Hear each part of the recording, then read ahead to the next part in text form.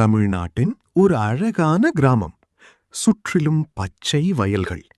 காலை நேரத்தில் பறவைகளின் சத்தம். மாலை வந்தால் கோவிலின் மணியோசை. அந்த கிராமத்தின் எல்லையில் பழமையான சிவன் கோவில் ஒன்று இருந்தது.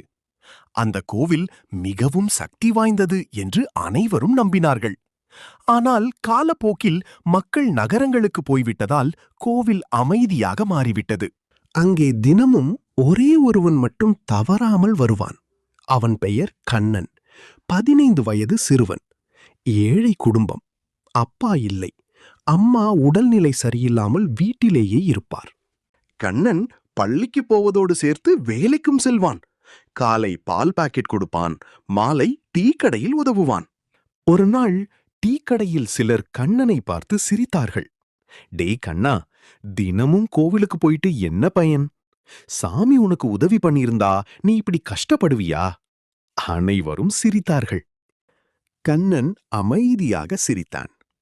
சாமி நம்ம கஷ்டத்தை உடனே எடுக்க மாட்டார், ஆனா தாங்குற சக்தி கொடுப்பார். அவன் சொன்ன அந்த வார்த்தை அங்கே இருந்த வயதான தாத்தாவுக்கு மிகவும் பிடித்தது. அவர் சொன்னார், இந்த பையன் மனசு பெரியது. ஒரு நாள் சாமி கண்டிப்பா அவனுக்கு பதில் தருவார். சிவன் கண்ணனுக்கு அருள் தந்தாரா இல்லையா?